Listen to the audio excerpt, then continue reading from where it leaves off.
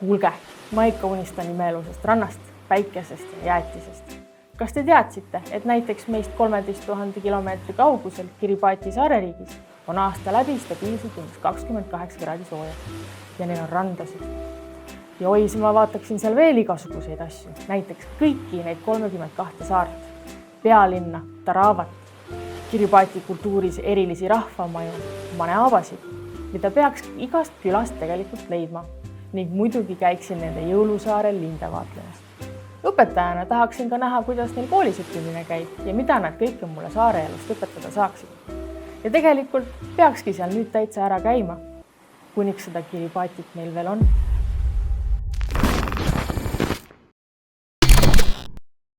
Täna räägime kliimamuutuste mõjust rändele.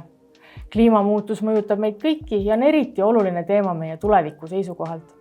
Vaatame, millised probleemid see endaga kaasa toob, kuidas see mõjutab ka meie kodumaad Eestit ja mis saab Kiribatist. Kliimamuutuse all mõtleme me tänapäeval globaalsete keskmiste temperatuuride järsku tõusu viimase 100 aasta jooksul. Nagu te juba teate, ei tähenda see ainult kuumust ja pikemaid päevi rannas, vaid ka ekstreemsete ilmastikunähtuste sagenemist. Kui teadlased uurisid 504 hiljutise ekstreemse ilmanähtuse võimalikke põhjuseid, siis selgus, et lausa 70% on mängus inimtegevus. Üle maailma näeme me aina laastavamat põuda, metsapõlenguid, aga ka rekordilist vihmasadu, torme, üleujutusi.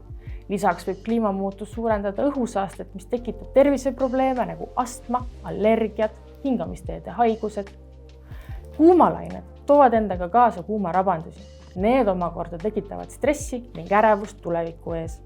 Kliimamuutusi ja ekstreemsused häirivad ökosüsteeme ja süvendavad keskkonnaalaseid probleeme.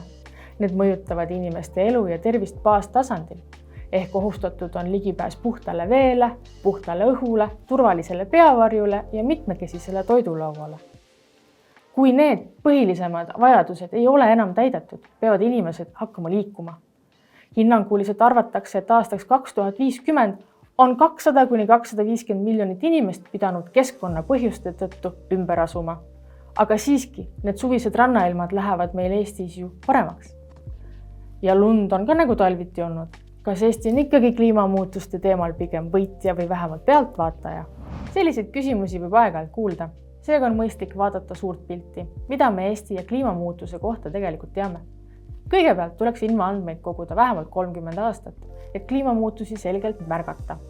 Eestis on õnneks mõõtmisi tehtud juba üle 150 aasta. Nende ja rahvusvaheliselt kogutud andmete põhjal saame öelda, et aasta keskmine temperatuur on 19. sajandi keskpaigast tõusnud 2,9 kraadi. See on umbes 2 korda kiirem kui mujal maailmas keskmiselt. Selle põhjuseks on Eesti asukoht ookeanitest kaugel keset mandrit. Maismaa soojeneb ju teatavasti kiiremini. Aastaks 2100 on prognoositav temperatuuritõus 5,2 kraadi, kõige halvema stsenaariumi järgi 7 kraadi. Mis mõjusid oleme praeguseks siis Eestis näinud? Ka Eestis on sagenenud ja pikenenud kuumalained ning on esinenud üleujutusi. Eriti on muutunud soojemaks kevad ja talv, mis koos põududega nihutavad ja kahjustavad põllumajandustsükleid ja teevad toidu hinna ettearvamatumaks. Aasta keskmine sademete hulk on alates 1950. aastastest suurenenud ning suvised ekstreemsed sademed on muutunud palju sagedasemaks. Sagedamini esineb ka torme ja tugevneb tuul. Sademete ebaühtlane jaotumine ja suurtormid toovad kaasa mure põllumeestele, kes ei pruugi selle tõttu kogu saaki saada. Kui peame kasutusele võtma uue kliimaga paremini kohanevaid põllusorte, kasvab ka risk uute taimehaiguste sissetoomiseks. Põuased kevaded ja suved põhjustavad juba ka Eestis joogivee varustuse katkemisi ja avalikku arutelu eramajapidamiste veetarbimise üle. Näiteks 2022 räsis Euroopat üks läbi aegade hullemaid põudasid ja sama kordus ka 2023 suve alguses. Kuumalained toovad ka Eestisse meile haruldasi nähtusi, nagu näiteks troopilised ööd, mil temperatuur ei lange alla 20 kraadi. Kuumus mõjub raskelt näiteks krooniliste haiguste põdejatele ning 2021. aasta juuni kuumalaine ajal registreeriti Eestis isegi 40% tavalisest suurem surmade arv. Nagu mujal maailmaski, prognoositakse ka Eesti rannikutel pikas plaanis meretaseme tõusu ligi pool meetrit. tõusev meremee tase ähvardab enda alla matta meie pika rannajoone, mis toob endaga kaasa omakorda ökosüsteemide ja rannaasulate hävimise. Igapäevaselt ei pruugi me neid muutusi pidevalt tajuda, aga nad on olemas ja laienevad. Kliimamuutus mõjutab ka meie põllumajandust, toidutootmist, samuti majandust ja tööhõivet. Aga Eestis on asjad vaatamata sellele kõigele veel võrdlemisi hästi. Oleme arenenud ja tehnoloogiarikas riik, meid ei ohusta veel kõrbestumine, täielik joogiveekriis või merevee taseme ohtlik tõus. Ning ka ekstreemsed ilmastikunähtused on meil paljude piirkondadega võrreldes veel leebed. Kliima soojenemise ja sellega kaasneva merevee taseme tõusu kõige otsesemateks ohvriteks on saare elanikud. Vaikse ookeani lääneosas tõuseb merevedase kiirusega 12 mm aastas ja on juba uputanud 8 saart. Veel 2 on kadumise äärel, kutsudes esile rändelaine suurematesse riikidesse. Aastaks 2100 kaob hinnanguliselt veel 48 saart tõusva ookeani tõttu. Aga mis saab Kiribatist? Tõepoolest, minu rannapuhkuseks valitud sihtkoht Vaikses ookeanis on aastaks 2050 merevee taseme tõusu tõttu ilmselt elamiskõlbmatu ja selle 130 000 elanikku peavad endale leidma mitte ainult uue kodu, vaid ka uue koduriigi. Kliimamuutused mõjutavad ka elu mandril, eriti põllumajandust ja veeressursse. Põuaperioodid ja ekstreemsed temperatuurid võivad põhjustada saagikuse vähenemist ning vähendada toidu kättesaadavust. Samuti võib veepuudus tekitada raskusi joogivee saamisel ja põllumajandusliku tootmise jätkamisel. Sahara kõrbe lõunaservas asuv Saheli piirkond, mis läbib muu hulgas Burkina Fasot, Alžeeriat, Lõuna-Sudaani ja Eritread, on kogenud pikaajalisi põua, kõrbestumise ja pinnase degradeerumise perioode.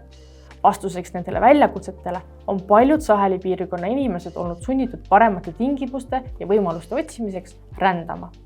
Sageli kolitakse linnadesse või naaberriikidesse, kus veevarud ja maa on veidigi paremad. Kliimamuutus võib suurendada konfliktide ja poliitiliste pingeallikate riski, eriti piirkondades, kus ressursid on piiratud. Ressursside jaotamise küsimused, maakasutus, maaomand ja migratsioonipoliitika võivad põhjustada rahutusi ja konflikte, mis omakorda võivad viia rändelainele. Üks näide pingeid tekitavast kliimamuutuse rändest on olukord Sundarbansi piirkonnas, mida jagavad India ja Bangladesh. UNESCO maailmapärandi nimistusse kuuluv Sundarbans on madalal asuv jõesuudme piirkond, mis on meretaseme tõusu ja äärmusliku ilmastikunähtuste suhtes väga haavatav. Väljaränne on kaasa toonud mitmeid väljakutseid ja pingeid. Rändajate sissevool on suurendanud konkurentsi piiratud ressursside pärast, nagu näiteks eluase, töökohad, põhilised mugavused. See on pingestanud olemasolevat infrastruktuuri ja teenuseid, põhjustades sotsiaalseid ja majanduslikke pingeid sisserändajate ja vastuvõtvate kogukondade vahel. Kliimamuutuse tõttu toimuv ränne toob tahes-tahtmata kokku eriilmelisi kogukondi, millel on erinev kultuuritaust. See võib viia kultuuriliste kokkupõrgeteni, kuna traditsioonid, kombed ja eluviisid võivad erineda. Need on mõned peamised viisid, kuidas kliimamuutus mõjutab rännet. Kliimamuutus muudab elutingimusi mitmel pool maailmas, mis omakorda sunnib inimesi otsima uusi võimalusi ja elukohti. Lisaks on väga oluline ära märkida, et äärmuslike kliimatingimuste eest põgenevad migrandid ei ole praegu rahvusvahelise õigusega kaitstud ning puudub üksmeel nende õigusliku määratlemise osas. Seega, kui rännatakse piiri üleselt, siis on sihtkoha riigil õigus neid ka tagasi saata. Selle probleemi lahendamiseks andsid rändeteadlased näiteks Austraalia valitsusele soovituse luua eraldi viisakategooria, et võtta igal aastal vastu 3000 Vaikse ookeani piirkonna kliimapõgenikku ning 2023. aastal sai see programm ka reaalsuseks. Aga mida meie kogu selle teadmisega saame peale hakata? Noore inimese seisukohast on tähtis olla aktiivne kodanik ning öelda sõna sekka enda ümber toimuvale. On oluline tegutseda ja võtta vastutus kliimamuutuse leevendamiseks. Igaüks meist saab anda oma panuse, olgu see siis energiatõhusamate valikute tegemine või jätkusuutlike harjumuste omaksvõtt. Koos saame muuta maailma paremaks paigaks tulevastele põlvkondadele. Ja tahes-tahtmata peavad just noorte seast sirguma need teadlased, diplomaadid ja aktivistid, kes võtavad oma südameasjaks kliimarände kõige keerukamate küsimuste lahendamise. Kuidas elada muutuvas maailmas koos ja jätkusuutlikult inimväärikat elu? Kliimamuutuse ja rände teemast võta seega endaga kaasa järgmist. Kliimamuutus mõjutab inimeste elu ja tervist baastasandil. Ohustatud on ligipääs puhtale veele, puhtale õhule, turvalisele peavarjule ja mitmekesisele toidulauale. Kliimamuutus on üks suurimatest tõukefaktoritest, mis inimesi maailmas ringi liikuma paneb. See ränne võib tunduda kauge või ebamugav probleem, kuid kliimamuutuse ohjamiseks on vastutus kogu planeedil. Ja need, kes juba täna liikuma on sunnitud, ei tee seda enda vigade tõttu.